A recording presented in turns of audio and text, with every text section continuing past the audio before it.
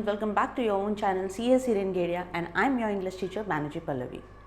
जैसे इंग्लिश का जो पेपर होता है वो सबसे पहला पेपर होता है और आपके एग्ज़ाम और 20 दिन बाकी है, शायद आज फर्स्ट है तो 21 को आपका फर्स्ट पेपर है इंग्लिश।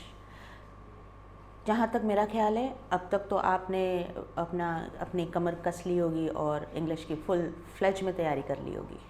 बहुत से बच्चों की एक रिक्वेस्ट थी कि सैम्पल पेपर ओसवाल का सॉल्व किया जाए, तो हमने आज आपके लिए जो वीडियो बनाया है वो सैम्पल पेपर का है। आप देख सकते हो जो ओसवाल की बुक है उसके सैम्पल पेपर को हम सॉल्व करेंगे। आपको मैं हमेशा बोलती हूँ पेन पेपर बुक लेके तैयार रहे। इम्पॉर्टेंट इसलिए है क्योंकि अगर आप लिखोगे नहीं तो ये काम नहीं होने वाला है आपका।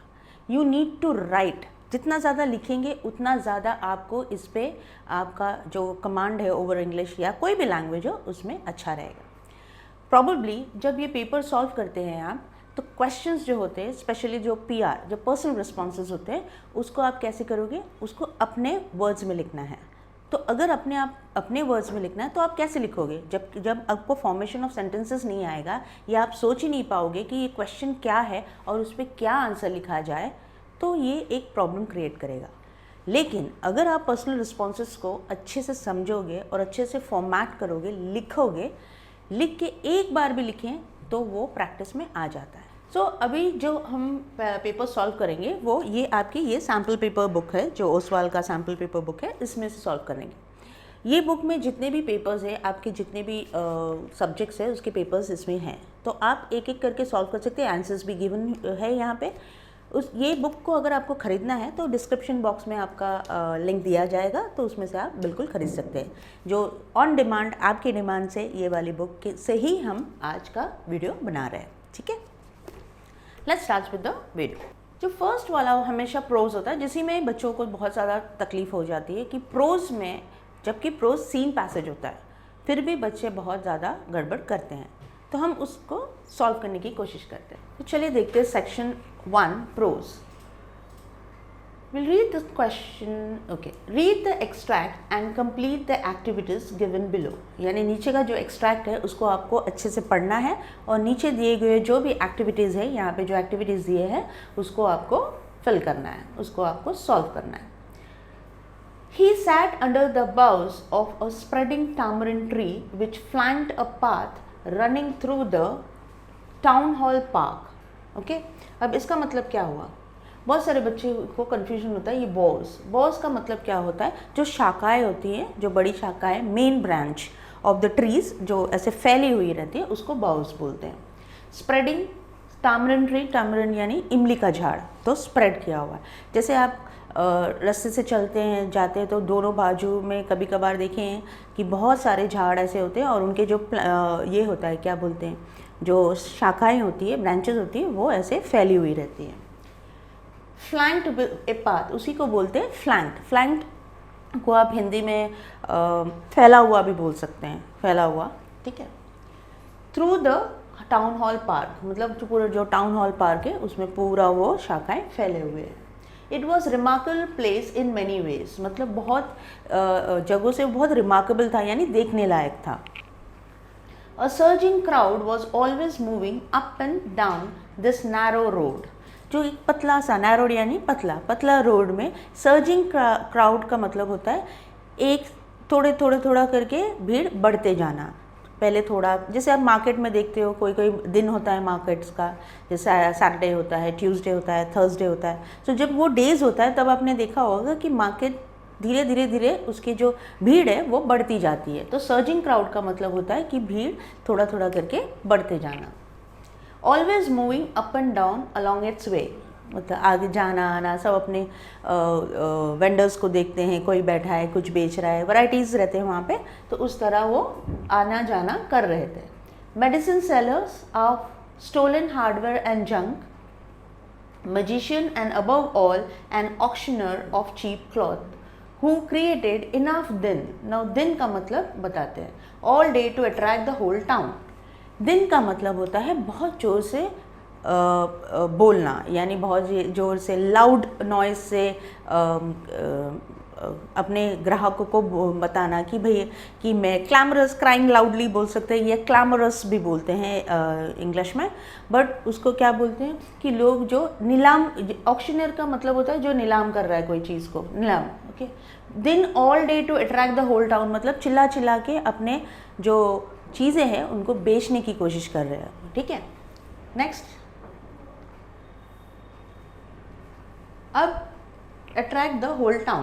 Next to him, vociferous came a vendor. vociferous का मतलब होता है जो से चिल्लाना, या clamorous जिसको बोलते हैं हम। दिन का मतलब होता है, अगर आप हिंदी में बोला जाए दिन को तो हल्ला गुल्ला बोल सकते हैं आप, शोर शराबा भी बोल सकते हैं। दोनों का मतलब ऑलमोस्ट सेम ही होता है, पर यहाँ पे शोर शराबा हो सकता है और यहाँ पे बहुत जोर से चिल्लाना अपने चीज़ों को बेचने के लिए। Who gave his ware a fancy name? ये जो फ्राइड ग्राउंडनट वाला जो है, जो मूंगफली जो बेचता है, वो क्या कर रहा है? Who gave his ware fancy name? fancy name मतलब एक अलग अलग नामों से वो अपने लोगों को बुलाता था ताकि लोग आए, उस अट्रैक्ट होए उनसे। पहले तो वो बोलता था बॉम्बे आइसक्रीम है, one day on the next day वो बोलेगा Delhi almond, and on the third day rajas delicacy. ऐसा वो मूंगफली बेचता था इसी नाम से कि आ जाओ मेरे पास बॉम्बे आइसक्रीम है, या मेरे पास दिल्ली आमंड है, या फिर ये राजा की डेलिकेसी। डेलिकेसी का मतलब होता है स्वाद, खाना, कोई चीज़, स्पेशल कुजिन या फूड बोल सकते हैं। And so on and so fourth, और ऐसे ऐसे करके बोलता रहता था, कभी बॉम्बे आइसक्रीम बोलता तो कभी दिल्ली आमंड बोलता तो कभी राजाज डेलिकेसी बोलता।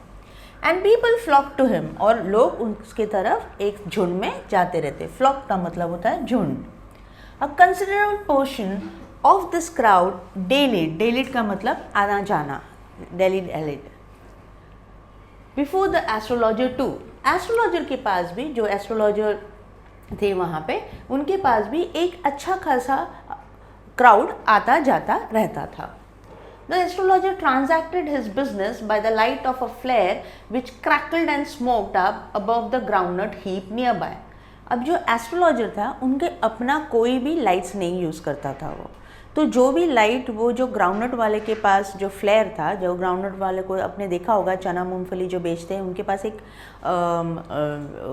जो चीज़ें रखते हैं वो एक स्टोव जैसा चीज़ होता है, चूल्हा होता है, उसमें से जो आग निकलती है, या फिर जो लाइट उन्होंने लैंप लगाया होगा उसमें से जो फ्लेयर निकलता है, उसी पे वो अपना काम चला लेता था। Half the enchantment of the place was due to the fact that it did not have any benefit of municipal lightning. Enchantment का मतलब होता है कोई चीज़ जो बहुत मैजिकल हो। Enchantment जो मूवी भी देखी होगी आपने, Enchantment का मतलब होता है मैजिक। तो ये जो प्लेस मैजिकल क्यों लगता था, अच्छा क्यों लगता था, क्योंकि वहाँ पे म्यूनसिपल लाइटनिंग नहीं था। जो म्यूनसिपल के लाइट्स होते हैं, स्ट्रीट लाइट्स होते हैं, उसका कोई भी हेल्प नहीं था वहाँ पे, वो पूरा अंधेरा था। ओनली दिस पीपल जो लाइट लगाते थे, अपना अपना लैम्प या फिर सेकने के लिए चूल्हा जलाया, या अपना पोल्स के ऊपर नेकेड फ्लेयर्स जो गैस लाइट है, हिसिंग लाइट्स लगाए, ये सब लाइट से ही वो जो जगह है वो बहुत खूबसूरत लगता था। The place was lit up by shop lights, जो शॉप वाले लाइट्स लगाते थे, अपने लैम्प्स लगाते थे वो। 1 or 2 had hissing gas lights, वो जो गैस लाइट्स होते थे वो। Some had naked flares stuck on poles, जो मशाल जैसे होते वो।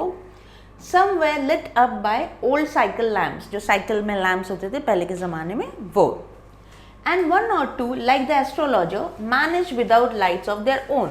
और एक दो ऐसे जो एस्ट्रोलॉजर जैसे जो लोगों के लाइट से ही मैनेज कर लेते थे, उनके अपने पास कोई भी लाइट नहीं था।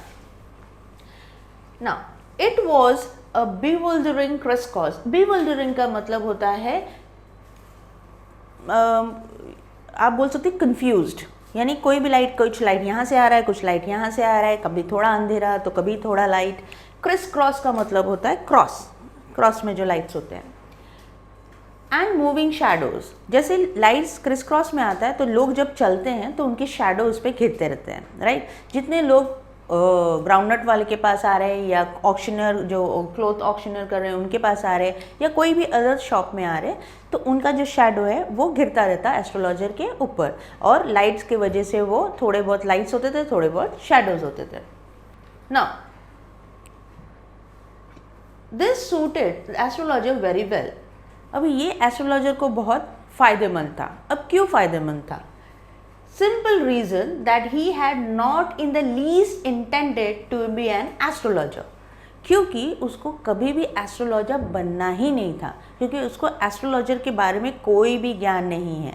यानी वो पंडित है, ऐसा पंडित को जो ज्ञान होता है रेखाओं के नक्षत्र के बारे में, वो उसको बिल्कुल नहीं था, क्योंकि उसको कभी एस्ट्रोलॉजर बनना ही नहीं था। When he began life and he knew no more of what was going to happen to others than he knew what was going to happen to himself next minute. इसका मतलब उनको पता ही नहीं, पहली बात तो उनको बनना नहीं था एस्ट्रोलॉजर, मजबूरी में उसको बनना पड़ा, क्योंकि कुछ सर्वाइव करने के लिए कुछ तो इंसान काम करेगा, तो वो क्योंकि उसको भेष भी बदलना था, तो उसने भेष बदलने के लिए वो एस्ट्रोलॉजर बन गया।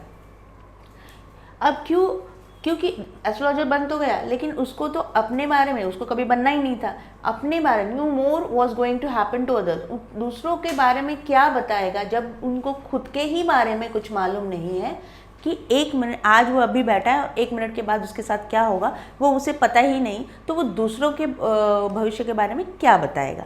ठीक है, ये हो गया आपका पैराग्राफ। तो पैराग्राफ था आपका एस्ट्रोलॉजर्स डे से, राइट। अब देखते हैं कि इसके क्वेश्चंस क्या कह रहे हैं। एक बार आपको फिर से बता दूं, ट्रू और फॉल्स जब भी होता है, ट्रू होता है तो स्टेटमेंट को कुछ लिखना नहीं होता है, ट्रू लिख के आप छोड़ दें। बट अगर फॉल्स होता है और वहाँ पे कहा गया है आपको कि sentence and state whether they are true और false, correct the false statements and rewrite them. बच्चे भूल जाते हैं लिखना, वापस से आपको पूरा स्टेटमेंट लिखना ही है कि क्यों वो स्टेटमेंट गलत है, right. Why is the statement wrong, you need to tell that, you need to write, इसलिए यहाँ कहा गया कि रीराइट। ठीक है, अब देखते हैं। The sellers of stolen hardware junk were the loudest in shouting to attract the customer. Okay, अब यहाँ बोल रहा है कि the sellers of stolen hardware and junk were the loudest. सबसे लाउडेस्ट कौन था यहाँ पे? सारे बच्चे हाँ लिखते हैं, ट्रू लिख देंगे, क्योंकि लाउडेस्ट वोसिफरसनेस दिखाया है यहाँ पे, तो वो बोल देंगे कि हाँ बराबर है, ट्रू है। But the statement is false. अब क्यों फॉल्स है? क्योंकि यहाँ पे देखिए, यहाँ पे medicine sellers and stolen hardware junk, magician and above all इन सबके ऊपर, and auctioneer of cheap cloth Who created enough दिन? दिन का मतलब होता है शोर शराबा, जोर से बोलना। To attract the whole town, next to him in vociferous came a vendor of fried groundnut, right? तो ऑक्शनर सबसे ज़्यादा हो रहा था, उसके बाद सबसे ज़्यादा कौन चिल्ला रहा था? Vendor of the groundnut. Groundnut का जो बेच रहे थे वो सबसे ज़्यादा चिल्ला रहे थे। तो ये लोग क्या कर रहे थे? ये लोग सिर्फ they created दिन, ओके, they created दिन यानी शोर शराबा, लेकिन सबसे ज़्यादा कौन चिल्ला रहा था? Fried groundnut. तो आप ऐसे लिख सकते हैं, so we can write in here, this is the statement is false, the statement is false, okay. And इसके नीचे आप लिखोगे they created enough दिन, तो लिखेंगे they created enough दिन, ओके। दिन मैंने कैपिटल में से लिखा ताकि आपको पता चले कि ये इम्पॉर्टेंट है, आपको स्मॉल में लिखना है, पर दिन लिखना इम्पॉर्टेंट है क्योंकि वही स्टेटमेंट को आपको लाउडेस्ट नहीं था लेकिन दिन था। ऑल डे क्यों कर रहे थे? All day to attract the customers.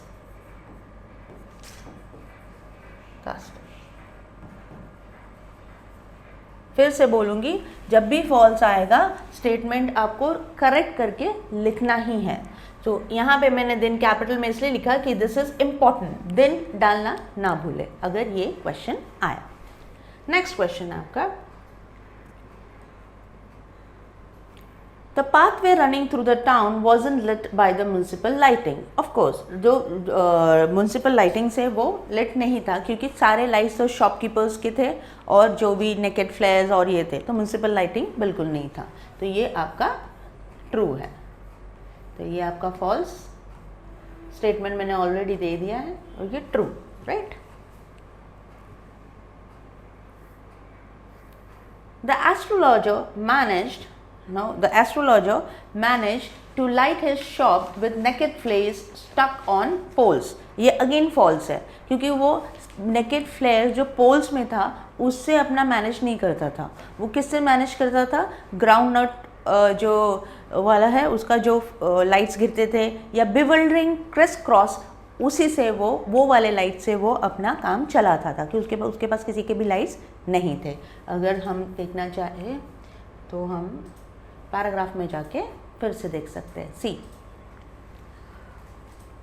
Like the astrologer manage without lights of their own, तो अपना लाइट्स वो मैनेज, अपने लाइट नहीं होते थे उसके। It was bewildering criss cross of light and rays moving shadow, तो क्या यूज़ करता था वो? ये वाले जो क्रिस क्रॉस लाइट जो था, जो सब जगह से लाइट्स गिरते थे, उसी लाइट पे वो मैनेज करता था। तो ये आपका जो स्टेटमेंट है वहाँ पे फॉल्स हो जाएगा। तो अभी वहाँ पे हम इधर इसको लिखेंगे फॉल्स। अब फॉल्स है तो आपको स्टेटमेंट को रीराइट करना पड़ेगा। You have to rewrite the statement why it is false. है करेक्ट स्टेटमेंट क्या है? तो चलिए हम लिखते हैं he transacted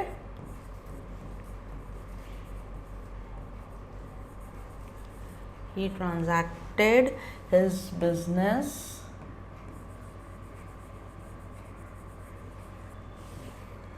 without any lights of his own। ठीक है। So the astrologer managed to light his shop with naked flares stuck on poles। False। And what is the right answer? He transacted his business without any lights of his own। So bewildering जो होता है। Next वाला है, it suited him well because he could foretell future with a high level of accuracy. क्या वो किसी की future actual में प्रेडिक्ट कर सकता था? बिल्कुल नहीं। वो तो बहुत माहिर था, वेरी मैनिपुलेटिव था, लोगों को अपने बातों में फंसा लेता था और जो उनसे निकालना था वो निकाल के फिर वो बोलता था। क्यों?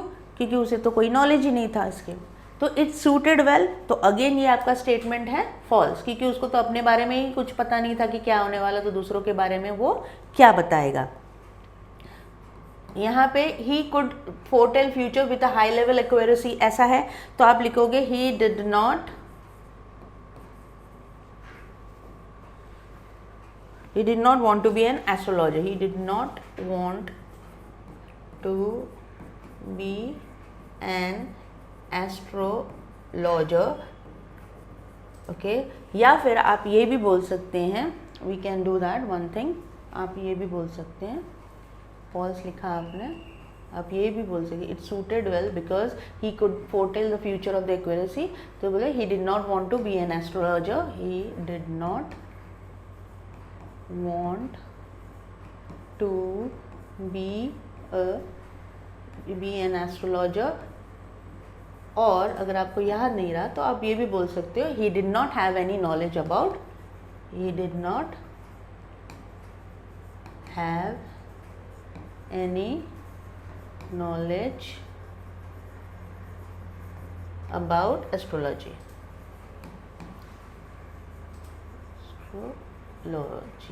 Okay, right. Next, rearrange the following statements in order of their occurrence in the extract। मतलब पहले क्या हुआ था, बाद में क्या हुआ था। तो पहले हम ये पढ़ लेते हैं और फिर बाद में जाके देखते हैं कि क्या हुआ था। Consider a portion of this crowd dallied before the astrologer too, मतलब उसके सामने आगे पीछे घूमना. It was a remarkable place in many ways. Of course it was remarkable, बहुत ही अच्छा लगता था वो दृश्य वहाँ पे. The place was lit up by shop lights. It was bewildering crisscross of light rays and moving shadows. तो अब सबसे पहला क्या था, जब स्टेटमेंट हमने पढ़ा, सबसे पहला स्टेटमेंट जब हमने पढ़ा तो उसमें सबसे पहला स्टेटमेंट क्या आया है? Okay, so the first one क्या है? It was a remarkable place. ये आपका फर्स्ट है, राइट. सेकेंड को पूछा है कंसिडरेबल अमाउंट ऑफ, सो अब see considerable amount of portion dallied before the astrologer. ये आपका सेकेंड हो गया. अब उसमें और क्वेश्चन क्या है, इसमें पूछा गया the place was lit by shop lights. तो इसके बाद the place was lit by shop lights. तो this is the third one. And the last one क्या है? bewildering. सो bewildering crisscross lights, it was a moving shadow तक, right. तो ये आपका फोर्थ हो गया, right. So first, second, third, fourth. अब हम जाके अपना आंसर वहाँ पे लिखेंगे, ठीक है. तो एग्ज़ाम के टाइम पे आप जैसे ही इसमें हमने पता चल गया हमको कि फर्स्ट वाला कौन सा है, आपका फर्स्ट वर्ड ये वाला है, तो आप ऐसे लिखेंगे बी और फिर ये, राइट. सेकेंड वाला क्या था? कंसिडरेबल अमाउंट ऑफ, तो आप लिखेंगे, लिखिए बी ए और स्टेटमेंट लिखिएगा. बी ए करके नहीं छोड़ना है, बी ए करके नहीं छोड़ना है, स्टेटमेंट लिखना है और लिखने की प्रैक्टिस कीजिए. फटाफट पेपर ख़त्म होगा क्योंकि पेपर तो लेंदी है, लिटरेचर लेंदी होता ही है. देन उसके बाद आपका थर्ड वाला क्या है? आपका थर्ड वाला ये है एंड फोर्थ वाला ये है. तो आप कैसे लिखोगे? बी का स्टेटमेंट लिखा, आपने ए का स्टेटमेंट लिखा, आपने सी का स्टेटमेंट लिखा, आपने फिर डी का स्टेटमेंट लिखा. सो मेक श्योर कि आप इस तरह से इसको लिखें. Okay, I hope you understood. ये बहुत ईजी था. Next, guess.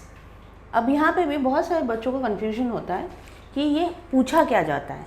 कोई कोई वन वर्ड में लिख के छोड़ देते हैं. वन वर्ड का नहीं है वो वन वर्ड आंसर नहीं है. ये आपको पूछा जाता है इसका मतलब क्या होता है. ये जो स्टेटमेंट है या ये सेंटेंस है उसका मतलब क्या है. पहले पढ़ते हैं. A consider portion of this crowd dallied before the astrologer too. Okay, so what is the meaning? Read the following sentence and write down what it means. तो what it means. So first one का मतलब होता है कि एक dallied, जैसे मैंने आपको बताया dallied before मतलब बहुत से, considerable portion बहुत से लोग, बहुत ज़्यादा प्रमाण में लोग, dallied मतलब उनके आसपास घूमना. तो इसको सिंपल में क्या लिखेंगे आप? सिंपल में आप लिखते सकते हैं a huge crowd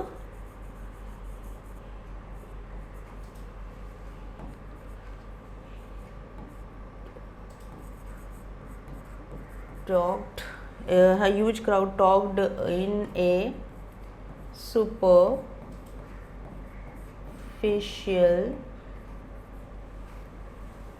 way in front of the astrologer. ठीक है, मतलब एक ह्यूज क्राउड मतलब कंसिडरेबल अमाउंट का dallied बिफोर, उसके आसपास सुपरफिशियल मतलब उससे पूछे हाँ ठीक है शायद नक्षत्र में ये प्रॉब्लम है, या फिर हाथ की रेखाएं छोटी होने से ऐसी होती है, बड़ी होने से ऐसी होती है.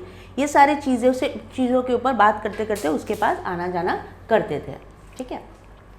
And he knew no more of what was going to happen to others than he knew what was going to happen to himself next. Next minute में उसके साथ क्या होगा वो उसे पता नहीं, तो वो कैसे बताएगा कि किसी और के साथ क्या होगा. तो ये तो हम हिंदी में नहीं लिख सकते, तो हमको लिखना पड़ेगा इंग्लिश में. तो हम क्या लिखेंगे? एक स्टेटमेंट में लिखेंगे he did not have the least idea या नॉलेज भी बोल सकते हैं, idea of what is going to happen to others in future, nor he did know what was his future. उसको दूसरे की फ्यूचर के बारे में तो कुछ पता ही नहीं था, उसको ये भी नहीं पता था कि उसके साथ आगे क्या होने वाला है. Okay, I hope you understood up to here. Now this thing is that we have personal response. Suppose personal response, मैंने पहले भी कहा है आपको कि पर्सनल रिस्पॉन्स आपका खुद का रिस्पॉन्स होता है. आप में उसमें आपके मार्क्स नहीं कटते हैं, लेकिन आपके अगर ग्रामेटिकल मिस्टेक होगा या स्पेलिंग एरर होगा या आंसर रेलेवेंट नहीं होगा तो मार्क्स बिल्कुल कटेंगे. ठीक है, प्रैक्टिस इंपॉर्टेंट है. Suppose some people in your family, अब ये क्वेश्चन ध्यान से पढ़े. Suppose some people in your family consult an astrologer before taking any decision in their lives. Describe your reaction to their superstition and suggest some ways to eradicate these form from our society. अब question 2 है यहाँ पे. एक question ये है कि आपके family members अगर बार बार जाते हैं, कोई भी इम्पॉर्टेंट काम होता है अपने घर में तो जाके पंडित जी से सलाह लेते हैं, तो आप क्या करेंगे या आपकी राय क्या है उसके बारे में, या और कंसल्ट करते हैं तो आपकी राय क्या है उसमें. और दूसरा क्वेश्चन है डिस्क्राइब योर रिएक्शन, मतलब आपका रिएक्शन, और आप ये बताएं कि आप इस जो अंधविश्वास बोलते हैं लोग उसको कैसे निकालेंगे, उसको कैसे इरेडिकेट करना, मतलब किसी चीज़ को सोसाइटी से निकालना है. यहाँ पे सोसाइटी की बात चल रही है तो इरेडिकेट मतलब निकालना है. सो मैंने अपना व्यू डाला है, आप अपना व्यू डालेंगे. याद रखिए कि व्यूज़ इम्पॉर्टेंट है. सो द क्वेश्चन मैं वापस से पढ़ देती हूँ आपके लिए. Suppose some people in your family, यानी सपोज कुछ लोग आपके फैमिली में कंसल्ट एन एस्ट्रोलॉजर को कंसर्न करते बिफोर टेकिंग एनी डिसीजन, कोई भी डिसीजन लेने से पहले अपने लाइफ के इम्पॉर्टेंट. डिस्क्राइब योर रिएक्शन, आपका रिएक्शन क्या होगा इनके इस अंधविश्वास पे, या और सजेस्ट सम वेज, कुछ वेज समझाइए या कुछ सजेशन दीजिए जिससे आप इस चीज़ों को सोसाइटी से निकाल सकते. इरेडिकेट करना मतलब निकाल देना. देखते हैं हम क्या कर सकते हैं. ये मेरे व्यूज़ है, आप अपने व्यूज़ लिख सकते हैं बिल्कुल. I have always observed the elders of my family consulting astrologers before taking any major decisions in their life. मैंने हमेशा ही देखा है कि मेरे बड़े हमेशा कोई भी चाहे शादी हो, चाहे कोई ऑफिस खोलना हो या कहीं एडमिशन लेना हो या कोई बच्चा हुआ है तो उसके जो भी चीज़ें हैं, ये सारे फंक्शंस होने के पहले या ये सारे इम्पॉर्टेंट इवेंट्स होने से पहले वो एस्ट्रोलॉजर को कंसल्ट करते हैं. I have also observe them wearing several rings on their fingers. मैंने देखा है कि वो बहुत सारे फिंगर्स में रिंग्स भी पहनते हैं, यानी स्टोन्स पहनते हैं.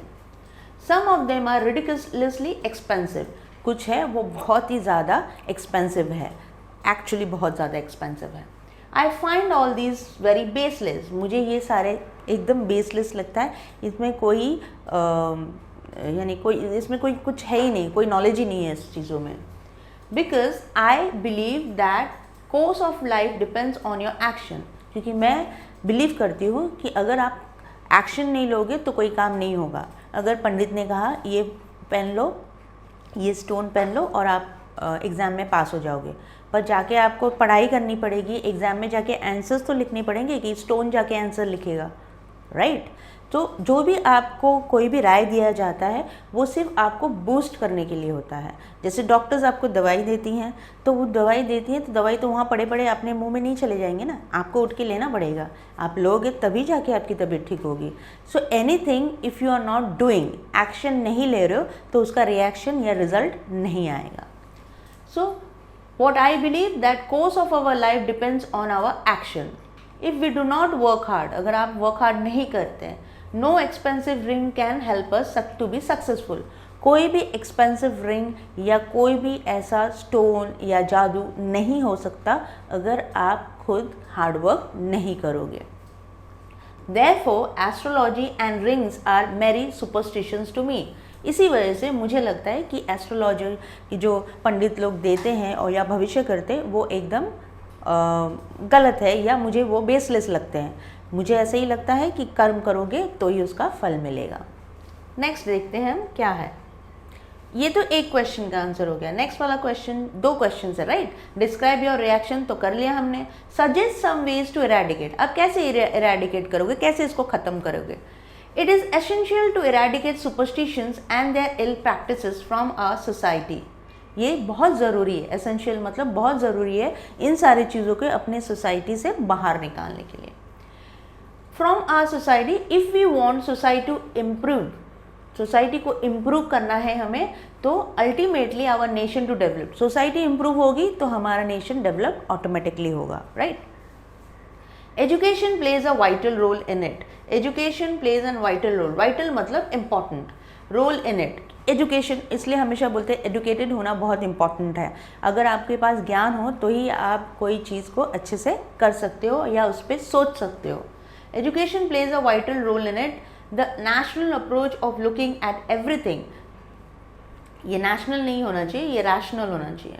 Okay, rational approach of looking at everything can be embedded among the students right from their schooling so that they will spread it and become more responsible citizens। जब आप ये सारे चीज़ों को रैशनली देखोगे, एक रैशनल अप्रोच रखोगे, हर चीज़ में कोई एक चीज़ देखोगे कि ये क्यों बोला गया है और क्यों किया गया। ये ज़रूरी नहीं है कि आप भरोसा विश्वास नहीं करते हो तो कोई विश्वास नहीं करेगा, विश्वास कीजिए, बट अपना एक्शन इंपॉर्टेंट है। जस्ट उसे पहन के बैठ नहीं जाना। किसी ने कह दिया कि नहीं आप तो ज़्यादा दिन नहीं जियोगे तो आप उस पर रोते बैठना, या किसी ने कह दिया कि नहीं आपको तो फुल मार्क्स आएंगे ही नहीं तो आप बोलेंगे ठीक है पढ़ के क्या करना है, पंडित जी ने तो कह दिया है कि फुल मार्क्स तो आएगा नहीं तो क्यों पढ़ूँ मैं। पर ऐसा कुछ नहीं होता है, आपका नसीब आपके हाथ में होता है। अगर आप वर्क हार्ड करोगे तो डेफिनेटली आपका रिजल्ट 100% आएगा। सो ये वाला मेरा राय था, अब आप अपनी राय लिख सकते हैं। Let's go the next one कि क्या चल रहा है। नेक्स्ट क्वेश्चन हमारा क्या है। Language study. लैंग्वेज स्टडी बहुत इंपॉर्टेंट होता है। मैंने बार बार कहा है आपको कि लैंग्वेज स्टडी पे ध्यान दीजिए। आपकी सारी चीज़ें लैंग्वेज स्टडी पे ही डिपेंड करता है। अगर आपका लैंग्वेज अच्छा है तो आपका लिटरेचर बिल्कुल अच्छा हो जाएगा। Who doesn't like delicacies make a declarative sentence. आपको मैं ये बता दूं कि डिक्लेरेटिव सेंटेंस का मतलब होता है असर्टिव सेंटेंस। सेंटेंस मतलब सिंपल सेंटेंसेस राइट।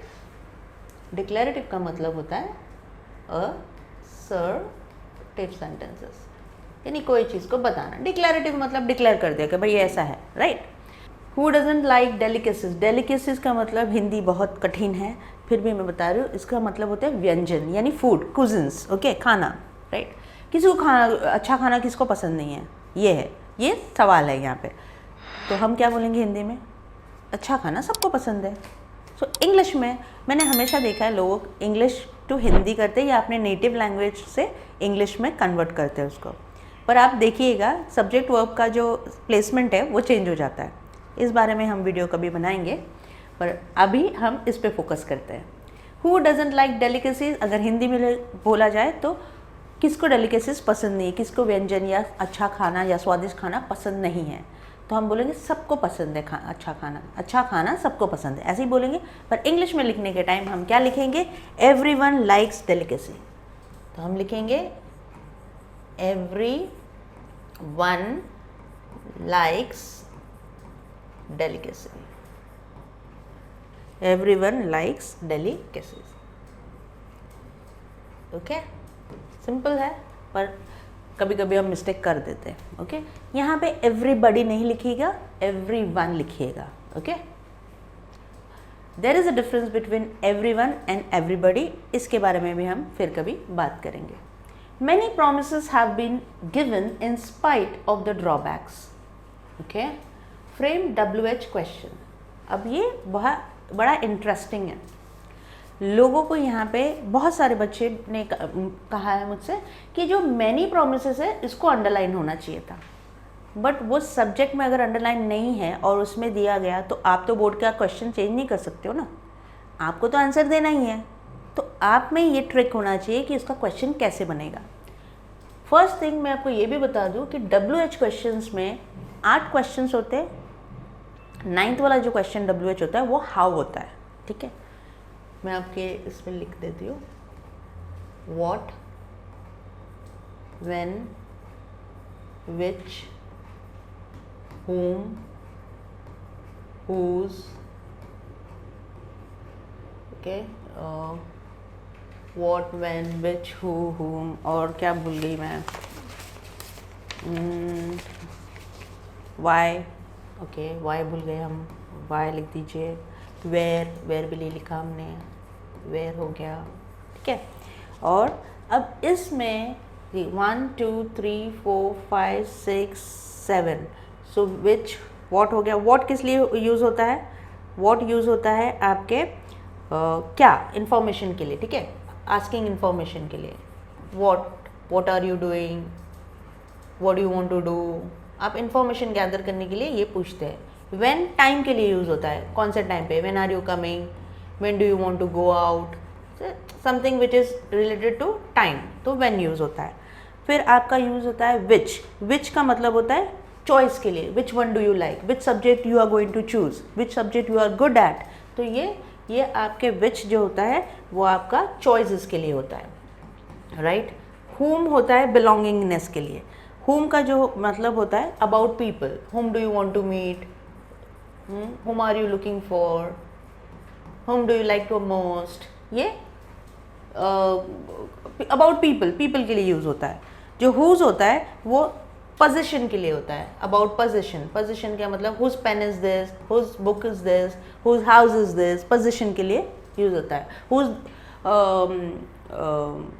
whose जो यूज़ होता है हमेशा ऐसी चीज़ के लिए यूज़ है जिसके बाद किसका है उसके लिए, ठीक है। देन हो गया why का मतलब होता है क्यों के लिए, about reason, give me a reason why it is like this, okay. तो हमने कर दिया when, हमने कर दिया why। अब where का मतलब about places, where do you live, where do you want to go, okay, where are you thinking to go, move around।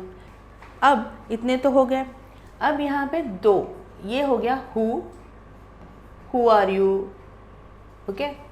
हम who को स्पेशली हम किस लिए यूज़ करते हैं, अबाउट पीपल, अगेन अगर अबाउट पीपल ही यूज़ होता है। अब यहाँ पे who, ये सब के बाद एक how आता है, how कैसे, ओके। how का मतलब होता है कैसे, how अबाउट प्रोसेस, मैनर, कैसे करोगे आप पढ़ाई के, how will you do your studies, how are you going to score a good marks, ये सारी चीज़ हाउ के लिए यूज़ होता है। तो ये सारे WH क्वेश्चन के जो फैमिली है उसमें HOW हाउ भी इन्वॉल्व है। अब यहाँ पे जो ट्विस्ट आया है हमारे यहाँ पे क्वेश्चन, तो फॉर्म कैसे करेंगे। अब ये जो क्वेश्चन है ये यहाँ पे अंडरलाइन नहीं होगा, ओके। हमारा क्वेश्चन यहाँ से शुरू हो रहा है, यानी हमको क्वेश्चन ये पूछना है जिसका आंसर ये हो, have been given in spite, so given in spite of drawbacks, many promises have been given in spite of drawbacks. तो drawbacks, given in spite of the drawbacks का आंसर आना चाहिए। So will write how have many promises, how have many promises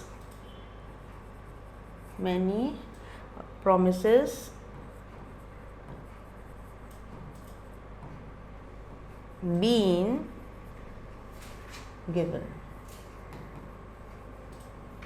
So many promises have been given. So many promises, how have many promises been given? Correct. How have many promises been given का answer आएगा many promises have been given in spite of the drawbacks, in spite of the drawbacks. Okay, थोड़ा सा tricky है but understandable है। Practice makes a man perfect, वैसे आपको practice करनी पड़ेगी। जितना ज़्यादा आप प्रैक्टिस करोगे उतना ज़्यादा आप क्लियर हो गया। ओके, अब यहाँ पे दिया है, okay sorry, this is noun form, the noun form, I am sorry, NOUN noun. Okay, give the noun form. Noun form. अब सर्जिंग, बहुत सारे बच्चों का एक क्वेश्चन होता है कि कैसे पता चले कि ये नाउन है या वर्ब है या फिर एडजेक्टिव है। पहली बात तो एडजेक्टिव हमेशा क्वालिटी बताती है, तो आप ध्यान रखिए कि कोई चीज़ का जब क्वालिटी, अच्छाई, विशेषता बताते हैं तो वो एडजेक्टिव हो जाता है। ओके, कोई चीज़ एक्शन होता है वो वर्ब हो जाता है, और कोई चीज़ इम्पॉर्टेंट होता है वो होता है नाउन। नाउन में प्रॉबेबली जैसे अपीयर का अपीयरेंस हो जाता है, ANC ही आ गया, मैनेज का मैनेजमेंट हो जाता है, MENT आ गया, TION आ गया, ये सारी चीज़ें नाउन में होता है। तो आप थोड़ा सा ध्यान रखेंगे तो आप समझ पाएंगे इस बात को। अब सर्जिंग क्राउड है, राइट, तो यहाँ पे सर्जिंग क्राउड है, तो यहाँ पे मेंट वेंट कुछ नहीं लगेगा, मेन लगेगा, तो ये हो जाएगा आपका सर्ज, SURGE। मूविंग, मूवमेंट, जैसे सॉल्ट एक्ट मूवमेंट था, मूवमेंट वो प्रॉपर था ना, तो मूवमेंट, मूव और मेंट। मैनेज का मैनेजमेंट, द मैनेजमेंट स्टडीज या management will take care of it. Intent का इंटेंशन, ओके, इंटेंट का intention, okay, these are the things which you need to remember. I hope you remember that. Searching का search, moving का movement, manage का management, intent का intention. Let's go further. Text based नहीं है, non text based है, तो text में नहीं होगा आपका। A variety of trades and occupation was represented all along its way. Rewrite beginning with it. So आपको it से begin करना पड़ेगा। A variety of trades, तो ये देखिए, ये सारे जो it, no sooner, ये सब चीज़ें ना एक्टिव और पैसिव जैसे होता है, चेंज हो जाता है सेंटेंस का थिंग्स। तो हम यहाँ देखते हैं कि क्या चेंज कर सकते हैं। अगर इट लाएंगे तो सेंटेंस को आप मीनिंग चेंज नहीं कर सकते, you can not change the meaning of the sentence, meaning of the sentence remains as it, just उसका सब्जेक्ट का ऑब्जेक्ट, ऑब्जेक्ट का सब्जेक्ट करके आपको करना है। तो let's see what we can do. It is it से स्टार्ट करना है, तो it, a variety of trades and occupation was represented all along its way, यानी trades और occupation को represent किया गया, right? तो हम लिखेंगे it represented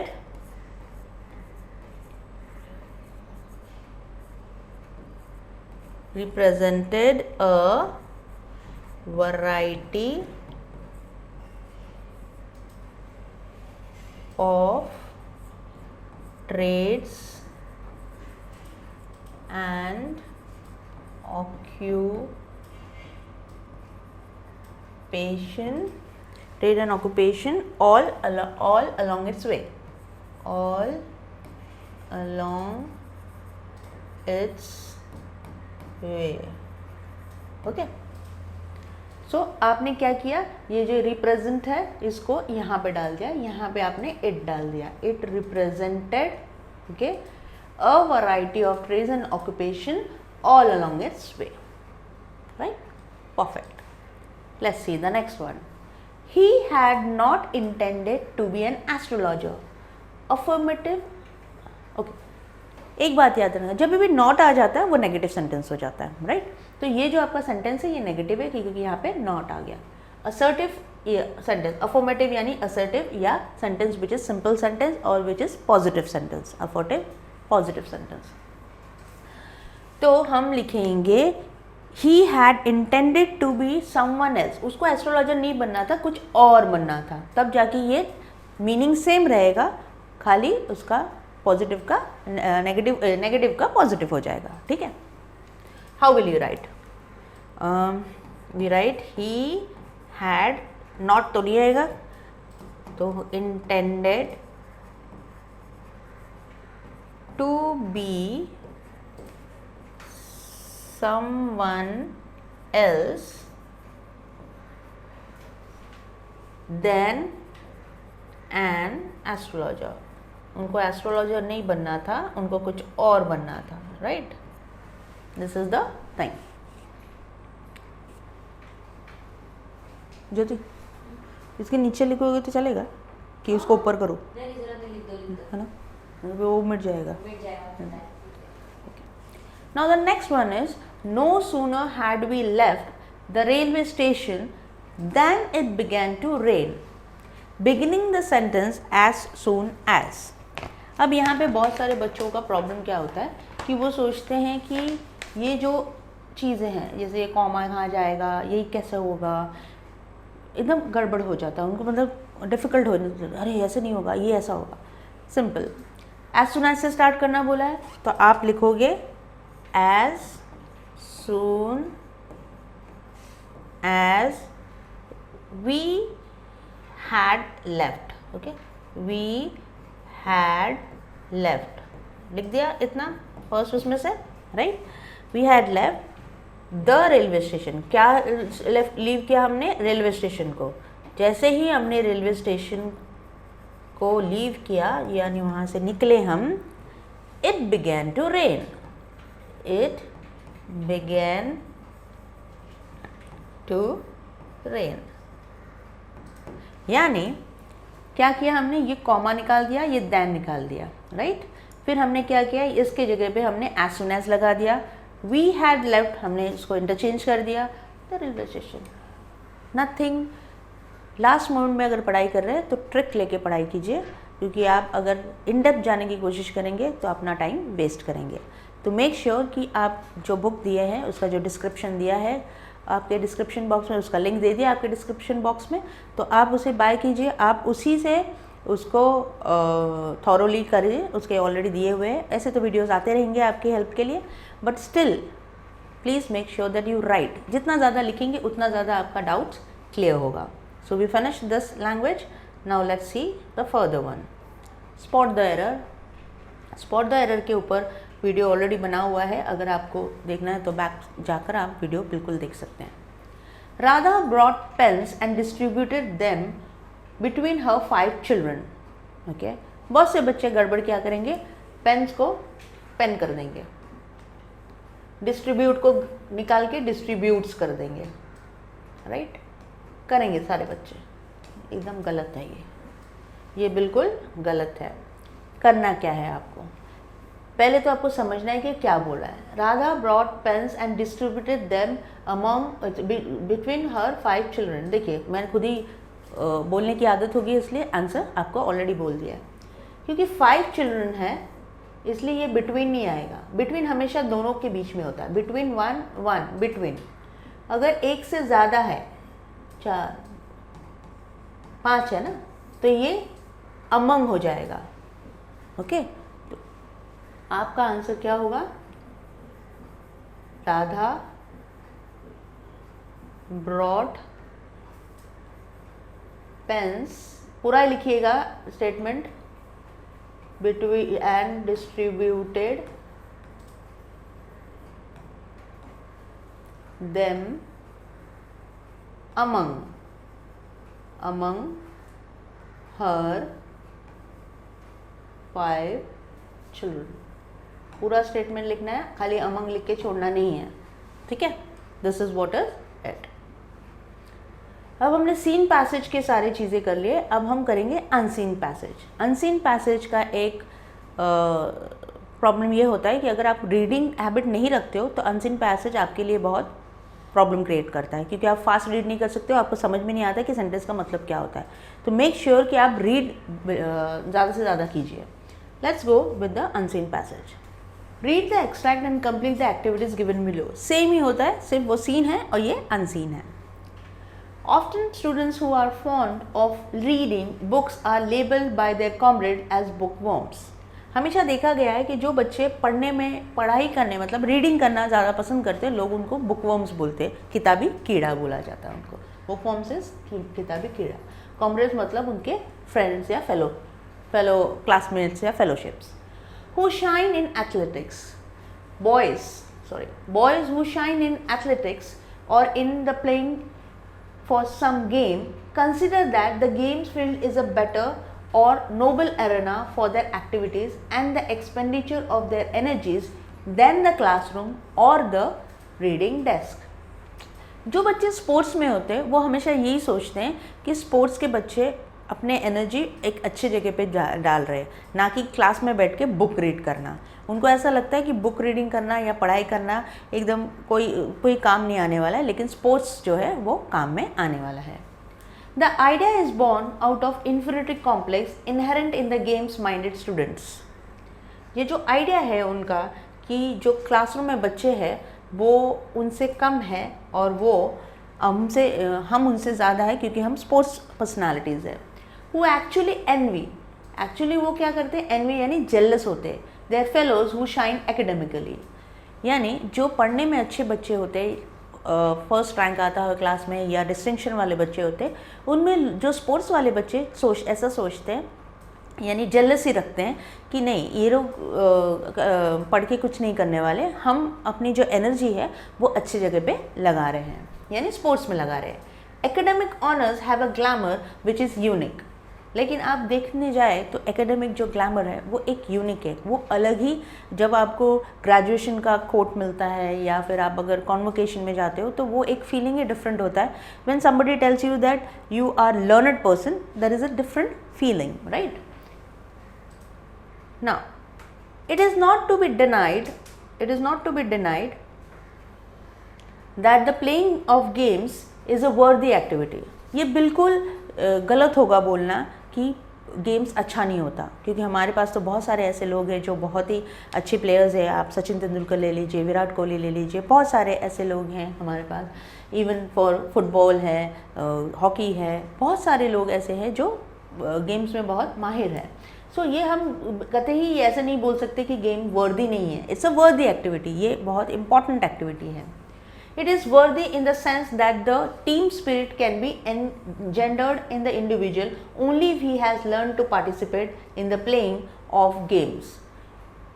गेम्स खेलने से क्या होता है, बच्चों में एक टीम स्पिरिट आ जाती है, यानी एक भेदभाव नहीं होता। उनमें लगता है कि ठीक है, कम्पिटिटिव लेवल आ जाता है, एक दूसरे से जलन नहीं होती। उनको पता होता है कि टीम में खेलने से, एक अगर टीम खेलेगा तो आप अकेले अकेले नहीं खेलते हो, सिर्फ आप आई मी माई सेल्फ मैं नहीं करते हो, आप टीम को बढ़ाते हो, एक दूसरे को मदद करते हो। एक सर्टेन पर्सनालिटी में चेंजेस आ जाती है जब आप टीम मतलब गेम्स खेलते हैं तो।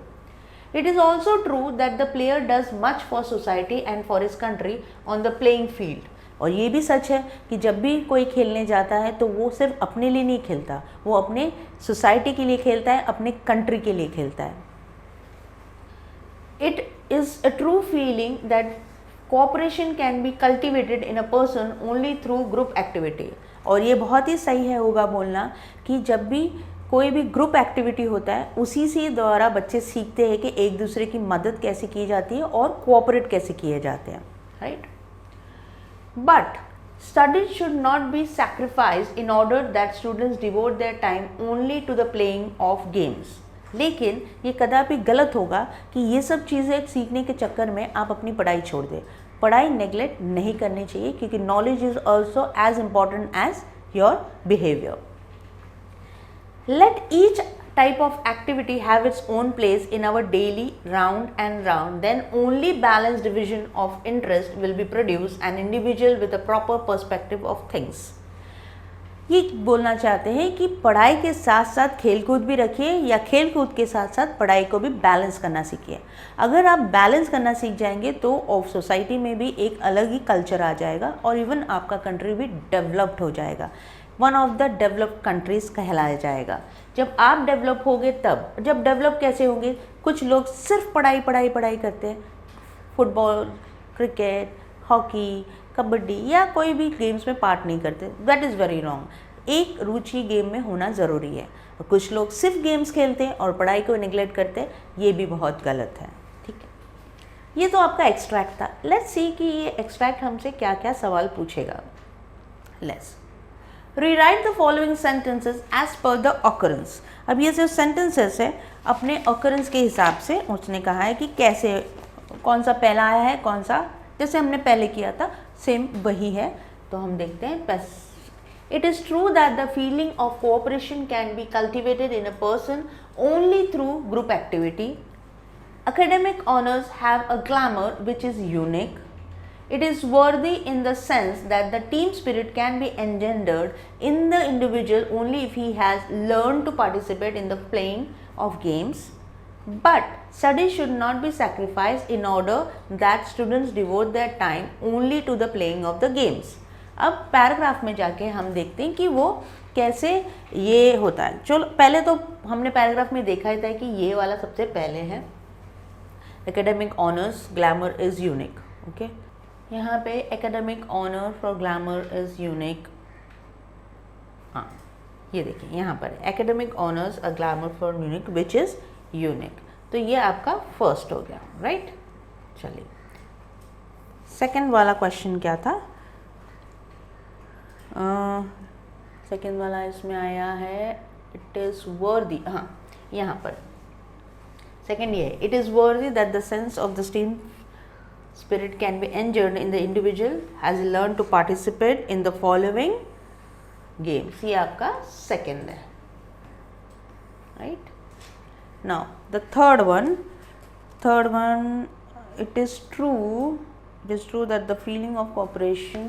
Okay, तो यहाँ पर आपका थर्ड बना, it is true that the feeling of the cultivated in the person through group activities. ये आपका थर्ड हो गया. And the last one वो जो रहा होगा, but studies, okay, properly and but studies उसके बाजू में ही है, तो ये आपका फोर्थ हो गया. इस तरह आप क्वेश्चन देख सकते हैं और उसको आप कर सकते हैं, राइट. हम फिर इसको देख लेते हैं कि कैसे. तो ये आपका फर्स्ट हो गया, एकेडमिक वाला फर्स्ट हो गया, सी वाला आपका सेकंड हो गया, ए वाला आपका थर्ड हो गया और आपका फोर्थ हो गया. मेक श्योर कि जब आप लिख रहे हैं तो आप लिखेंगे बी फिर उसका स्टेटमेंट, सी फिर उसका स्टेटमेंट, ए फिर उसका स्टेटमेंट और डी उसका स्टेटमेंट. आप सिर्फ ए बी सी डी करके लिख के ना छोड़े, ठीक है. Explain the writer writes. Okay, explain कीजिए. The writer writes the idea in born out of an inferiority complex inherent in the games minded student who actually envy their fellows who shine academically. मतलब आप बताएं कि जो writer बता रहे कि जो लोग इन्फीरियरिटी कॉम्प्लेक्स फील करते हैं, जो गेम्स में एक्चुअली रहते हैं, वो एक्चुअली इन्फीरियरिटी कॉम्प्लेक्स फील करते हैं, यानी वो अपने को छोटा समझते हैं, अपने आप में इनसिक्योर समझ करते हैं होते हैं दूसरों को देख के, क्योंकि वो बहुत शाइन करते हैं स्पोर्ट्स में. बहुत सभी फर्स्ट नहीं आते ना, और बहुत ज़्यादा शोरगुल भी नहीं होता उसमें कि हाँ चलो इसको मिला है. एकेडमिक में मिल जाता है, एकेडमिक में पता चल जाता है लोगों को कि ये फर्स्ट आया है, सेकंड आया है, और वो शाइन भी बहुत लोग उनको मानते भी है. और स्पोर्ट्स में थोड़ा सा कम दिया जाता है. तो इसको स्टेटमेंट को एक्सप्लेन कैसे करेंगे, how will you explain the statement. Okay, अब देखिए, The writer writes the idea is born out of an inferiority complex inherent in the games minded people. जिनके दिमाग में गेम्स भरा हुआ रहता है, उनको एक inferiority complex हो जाता है. Who actually envy मतलब वो jealous होते हैं अपने their fellows, मतलब अपने classmates हो गए या अपने friends हो गए या अपने neighbors हो गए, who shine academically, वो जो academic में बहुत अच्छा करते हैं. तो हम उसको कैसे लिखेंगे. This way of thinking or feeling inferior games-minded students comes from the fact they are jealous of their classmates. मतलब वो ये सारी thinking कब आते हैं, जब वो जलते हैं अपने classmates से, who are good in studies and are outstanding in academic performances. It is because they consider that the games field is a better or nobler arena than a classroom or a reading desk. यानी simple में बोला जाए, वो जो games खेलते हैं वो ऐसा क्यों सोचते हैं, क्योंकि उनको लगता है कि जो फील्ड है, जो गेम्स के फील्ड है, वो ज़्यादा बेहतर जगह है बच्चों के अपने हुनर दिखाने की, ना कि क्लासरूम में अपना रीडिंग करना या क्लासरूम में अपनी शाइन करना, फर्स्ट आना या हर चीज़ में पार्टिसिपेट करना. जैसे डिबेट हो गया, एलोकेशन हो गया, हर चीज़ में पार्टिसिपेट करना उनको ऐसा लगता है कि वो गलत है. सही जगह जो बच्चों की होती है या वो गेम्स ही होती है, ठीक है. नेक्स्ट सी द A2 वाला था. A3 का क्वेश्चन भी वही था, गिव रीज़न था, तो हम गिव रीज़न को भी यहीं पे कर लेते हैं. Go back and see. Give reason का जो था, gamesters call academically bright students book worms. तो गेमस्टर्स जो होते हैं ब्राइट स्टूडेंट्स को बुकवर्म यानी किताबी कीड़ा बोलते हैं, जो पढ़ने में अच्छे होते हैं उनको किताबी कीड़ा बोला जाता है। अब वो क्यों बोलते हैं? गेमस्टर कॉल तो ये यहाँ से लिखना है बुकवर्म बिकॉज, गिव रीजन बोला है तो बिकॉज की यूज होगी, of their inferiority complex arising out of envy of academic excellence, क्योंकि वो अंदर से इन्फीरियरिटी कॉम्प्लेक्स फील करते हैं, अंदर से छोटा फील करते हैं, इनसिक्योर फील करते हैं अपने आप को उनको देख के, इसी वजह से वो जेलस फील करते हैं, right, because of the inferiority complex arising, इसी वजह से वो ब्राइट स्टूडेंट्स को हमेशा बुकवर्म या किताबी कीड़ा करके चिढ़ाते हैं। नेक्स्ट, पर्सनल रिस्पॉन्स है आपका। मैंने पहले भी कहा है कि आपका रिस्पॉन्स है आप दीजिए, लेकिन रेलिवेंट होना चाहिए, क्वेश्चन से मैच होना चाहिए, स्पेलिंग मिस्टेक्स नहीं होना चाहिए और ग्रामेटिकल मिस्टेक बिल्कुल ना हो। The writer says academic honors have a glamour which is unique. Do you agree with it? Express your own opinion. Okay. Writer कह रहे हैं कि जो एकेडमिक ऑनर है उसमें ही ग्लैमर होता है, उसी से लोग जाने जाते हैं कि वो कि ये पीएचडी होल्डर है, ये डॉक्टरेट है या ये प्रोफेसर है, ये सारी चीज़ें सिर्फ एकेडमिक में होता है, वो ग्लैमरस होता है। मेरे ख्याल से ऐसा नहीं होता। कैसे लिखेंगे आप? I do not agree with what the writer says, मुझे इससे कोई मैं अग्री नहीं करती। क्यों अग्री नहीं करती? मुझे नहीं लगता कि सिर्फ पढ़े लिखे लोग ही जाने जाते हैं। It is true that education is very important in a man's life, but a person can shine in other fields also. ये बहुत सही बात है कि एजुकेशन किसी इंसान की लाइफ में बहुत इम्पॉर्टेंट होता है और वो बहुत जाना भी जाता है, नामचीन होते हैं। लेकिन जो इंसान कहीं और फील्ड में भी अपना नाम कमाते तो वो भी जाने जाते हैं। कैसे? If sports person can be equally honorable as an academician, वो स्पोर्ट्स पर्सन भी उतने ही जाने जाते हैं, इम्पोर्टेंट दिया जाता है इम्पोर्टेंस उनको जितना एक पढ़े लिखे इंसान को। Sachin Tendulkar, Vishwanath Anand, Sachin Tendulkar god of cricket, Vishwanath Anand chess, PV Sindhu are the glowing examples of this fact. So अब यहाँ पे जैसे कहा है कि ऑनरेबल एज एन एकेडमियन जो है वो भी जाने जाते हैं, पर कहाँ बहुत सारे फील्ड है, जैसे स्पोर्ट्स के फील्ड में भी लोग जाने जाते हैं, जैसे हमारे god of cricket Sachin Tendulkar, Vishwanath Anand chess and PV Sindhu badminton player are glowing examples of this fact, right. तो यहाँ आपके जो पीआर है वो हमेशा पर्सनल रिस्पॉन्स को हमेशा आप अपने ही वर्ड्स पे लिखे, अपने ही वर्ड्स को ये करें। तो इसका लैंग्वेज पार्ट आ गया, लैंग्वेज स्टडी का part, grammar part. The game field is a better और nobler arena of for their activities and then the classroom, rewrite in positive degree. Okay, ये पॉजिटिव डिग्री, अब बच्चे बोलते हैं ये तो पॉजिटिव में लिखा है तो क्यों बोल रहे हो वापस से पॉजिटिव में लिखने, पर आप एक मिस्टेक कर रहे हैं क्योंकि यहाँ पे पॉजिटिव डिग्री बोला है, degree of comparison, comparative, superlative, उसका पॉजिटिव डिग्री, ठीक है। तो हम अब इसको कैसे लिखेंगे? The classroom is not, okay, पहले हम आंसर लिख लें फिर मैं आपको बताती हूँ। The classroom is not as good or nobler arena as nobler arena for their activities as the games field. Okay, अब क्या चेंजेस आया है इसमें? देन हट गया, ओके, क्योंकि देन हमेशा कंपैरेटिव में आता है। गुड, बेटर, बेस्ट, ओके, आपको पता होगा गुड, बेटर, बेस्ट ये होता है, ये पॉजिटिव, कंपैरेटिव, सुपरलेटिव।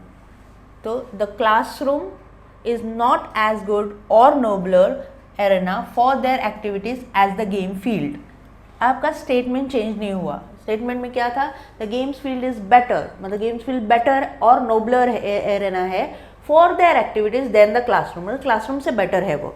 तो यहाँ पे क्या बताना है आपको, वही मतलब क्लासरूम बेटर नहीं है, तो यहाँ पे बेटर का जो पॉजिटिव डिग्री है वो है गुड, तो आपने गुड यूज़ किया।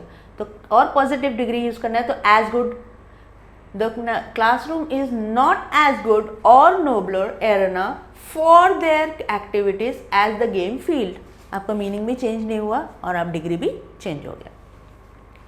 The team spirit can be engendered in the individual only if he learns to participate in the playing of games। तो यहाँ पे नेगेटिव सेंटेंस बनाना है, द टीम स्पिरिट। तो सिंपल है, नेगेटिव सेंटेंस में नॉट वॉट डालना होता है, लेकिन हम यहाँ पे नॉट नहीं, can not be engendered in the individual only if he learns, only if he, only को भी हमको चेंज करना पड़ेगा। ओके, तो हम पहले लिख लेते हैं फिर आपको बताते हैं, ठीक है। So first thing you have to write the team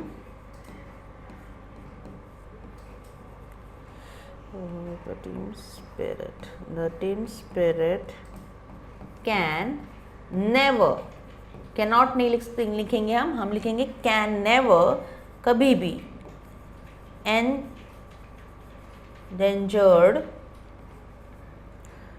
in the individual। अब इसको अनलेस कर देंगे हम, इसको ओनली इफ को हम अनलेस ओनली इफ निकाल देंगे हम, unless he learns to participate in the playing। Okay, मैंने हमने कुछ चेंज नहीं किया, हमने सिर्फ कैन के कैन नॉट के बदले हमने लिख दिया can never be engendered in the individual, only if को निकाल के हमने अनलेस कर दिया, क्योंकि ये नेगेटिव सेंटेंस बनाना है आपको। He learns to participate, only if positive हो जाता, इसी वजह से हमको उसको चेंज करके अनलेस लगा दिया, ठीक है। अब जैसे मैंने पहले ही बताया है आपको वर्ब किस तरह याद करना है, एडजेक्टिव और नाउन। तो यहाँ पे नाउन एनवी दिया है, आपको वर्ब और एडजेक्टिव निकालना है। तो जब आप वर्ब निकालोगे, वर्ब कुछ करता है, वो क्रिया है, तो ही एनवीड पीपल, ही एनवीड, तो वर्ब हो गया।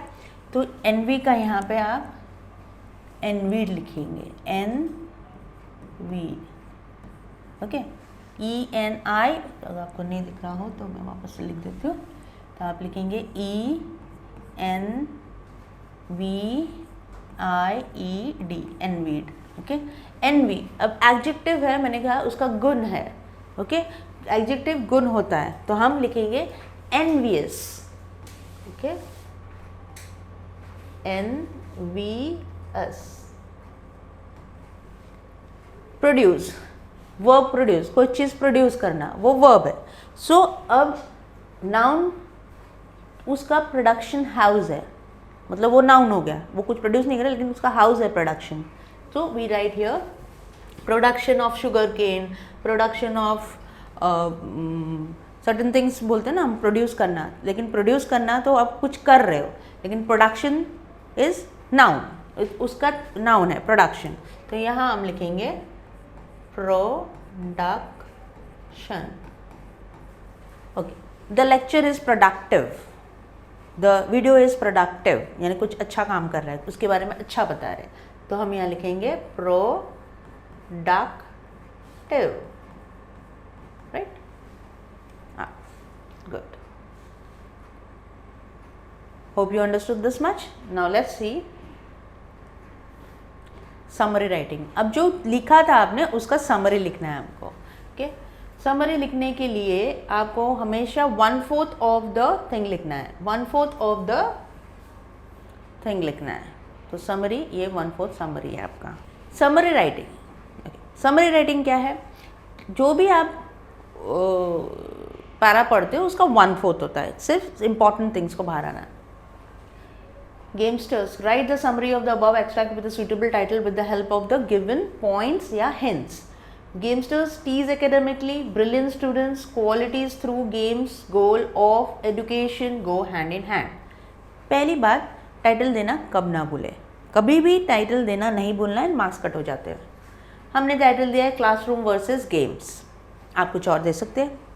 Gamesters usually make fun of academically brilliant students due to their inferiority complex emerging from academic excellence. Gamester हमेशा एकेडमिक जो बच्चे पढ़ने वाले बच्चे होते हैं या जो रैंकर्स होते हैं उन पे जलते हैं, क्योंकि उनको इन्फीरियरिटी कॉम्प्लेक्स होता है। उनको ऐसा लगता है कि एकेडमिक लोगों को ज़्यादा भाव दिया जाता है, गेमस्टर्स को नहीं दिया जाता। The qualities of achieved through games cannot be denied at all. जो गेम से क्वालिटी मिलती है वो बिल्कुल हम उसको नज़रअंदाज नहीं कर सकते, क्योंकि ग्रुप एक्टिविटी, टीम स्पिरिट, जो सोशलाइजेशन, वो सारे चीज़ क्वालिटी होती है एक गेमर के अंदर, गेमस्टर जो गेम्स खेलते हैं। But involvement in games and sports should not be at the cost of neglecting studies. लेकिन जब भी आप गेम्स खेलें या कुछ भी करें स्पोर्ट्स में, कभी भी इतना इन्वॉल्व ना हो जाए कि आप अपनी पढ़ाई को नेग्लेक्ट करें। The main goal of education is to produce well rounded personalities. Education का सबसे इम्पॉर्टेंट रोल क्या होता है कि एक अच्छा इंसान, लोग एक अच्छा इंसान बनाएं। उन एजुकेशन से एक लोगों की जो सोच है वो चेंज हो जाती है, नॉलेजेबल हो जाते हैं, तो उनका थिंकिंग प्रोसेस चेंज हो जाता है। इससे सोसाइटी के लिए भी हेल्प होता है और वो अपने कंट्री के लिए भी हेल्प होता है, राइट।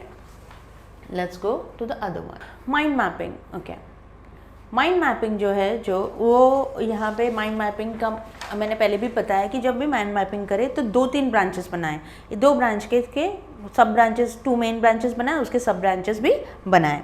तो लेट्स सी कि हम ये क्या पूछ रहे हैं हमको। Okay, develop a mind mapping using your ideas and concepts to develop the topic taxation. Okay, जो आपके अकाउंट्स में है। Using the title connect your thoughts, अपने विचार कनेक्ट कीजिए। Use your own design for branching and general structure. Try making 2-3 main and 2-3 sub branches. 2-3 बनाए तो उससे मार्क्स ज़्यादा मिलते हैं। चलिए हम देखते हैं कि हम टैक्सेशन के ऊपर क्या कर सकते हैं।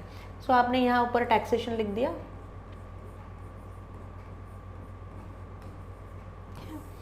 तो टैक्सेस में इनडायरेक्ट और डायरेक्ट टैक्सेस होते हैं। ओके, तो आप लिख सकते हैं डायरेक्ट और इनडायरेक्ट।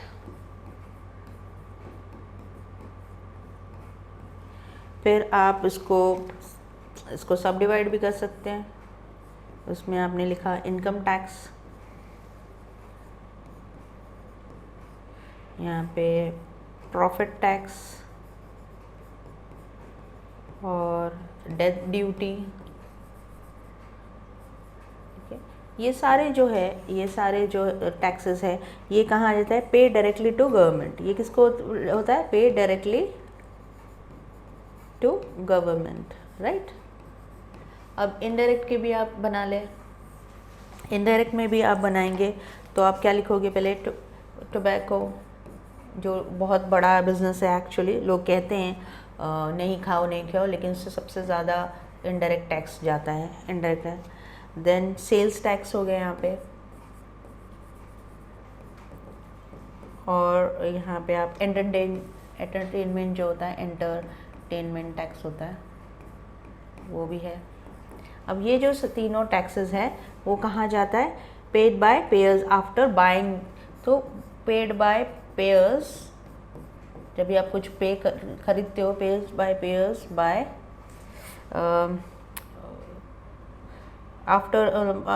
आफ्टर बाइंग लिख सकते हैं आप। After buying